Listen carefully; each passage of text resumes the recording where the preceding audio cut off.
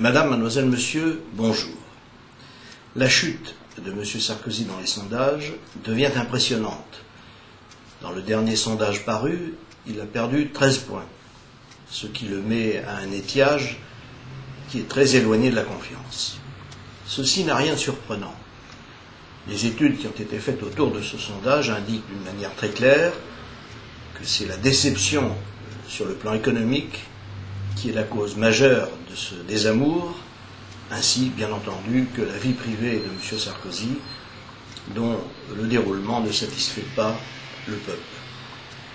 Bien entendu, si les choses allaient bien sur le plan économique, on passerait sans doute plus facilement sur les hauts et les bas de la vie sentimentale de M. Sarkozy, mais ce mélange a quelque chose d'explosif dans la mesure où il met côte à côte ou face à face, comme on voudra, une vie privée marquée par l'argent, par le luxe, par la fréquentation d'un certain monde et les difficultés quotidiennes des Français qui se manifestent aussi bien chez les retraités, dont les retraites sont jugées insuffisantes par beaucoup, et même par la majorité des Français, et surtout les petites retraites, bien entendu, par l'inquiétude que les Français ont pour leur retraite. 72% d'entre eux sont inquiets pour leur retraite.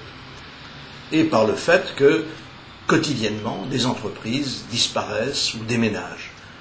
La dernière en date de ces entreprises affectait le comportement de ce qu'on appelle un patron voyou, parfois un peu vite d'ailleurs, qui avait prévu de déménager son entreprise en Slovaquie, où, paraît-il, et c'est vrai, je crois, le coût horaire du travail pour une industrie comme la sienne, équipementier automobile, est 5 fois inférieur à ce qu'il est en France.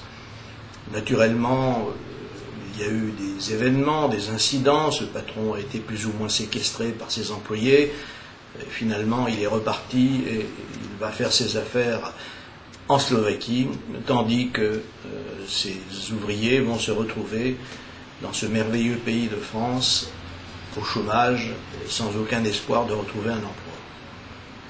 Pendant ce temps, une aciérie qui va fermer voit arriver la visite de M. Sarkozy, qui vient apporter on ne sait quoi, une aide d'État. Non, puisqu'elles sont interdites, alors on ne sait quelle assistance, mais faut-il que l'État assiste les entreprises privées? Il n'en a pas le droit d'ailleurs, il ne le peut pas vraiment, et M. Sarkozy ne peut pas courir d'un endroit à l'autre en permanence. Tout ceci est complètement délirant, il n'y a pas d'autre mot. Il ne va quand même pas tout de même, il ne va pas aller du domicile d'un particulier à une entreprise, puis d'une entreprise à un salon de coiffure, puis du salon de coiffure à l'épicerie du coin, et puis de l'épicerie du coin, on ne sait plus dans quel immeuble privé de gardien. Enfin bref, M. Sarkozy a entrepris une tâche, une mission strictement impossible, mais impossible par définition, par nature. Un président de la République n'est pas fait pour courir d'un endroit à l'autre. Il est fait pour déterminer une certaine politique et pour la mener. Or, c'est précisément ce qui manque à M. Sarkozy. Il est arrivé au pouvoir sans savoir le moins du monde ce qu'il fallait faire. Il a évidemment énoncé des principes, souvent très bons d'ailleurs. Oui, travailler plus pour gagner plus, bravo. Il a considéré que l'immigration ne devait pas se faire au détriment de ce qu'est la France, bravo. Et puis ensuite, ces actes démentent, plus ou moins, et parfois plutôt plus que moins, les grands principes qu'il avait affirmés lors de l'élection présidentielle. Et c'est pour cela que l'on arrive à cette situation où la confiance n'est plus là, et chacun sait que quand il n'y a plus de confiance, il n'y a plus d'action possible. Alors M. Sarkozy peut-il rebondir? Oui, en théorie. Il pourrait parfaitement changer radicalement de gouvernement. Ce gouvernement, il faut le dire, est un gouvernement des plus médiocres. Les personnalités qui le composent n'ont jamais brillé par quelque idée que ce soit, hormis ici ou là une ou deux individualités un peu exceptionnelles, mais surtout leur ligne est celle du maintien du système. Et c'est ce système justement qu'il faut changer. Donc la seule façon pour M. Sarkozy de rebondir serait d'admettre qu'il s'est trompé, de changer de conseiller, de changer de ligne, et de mettre enfin en accord les principes qu'il a énoncés au cours de la campagne présidentielle avec les moyens qu'il faut adopter pour que ces principes soient mis en œuvre.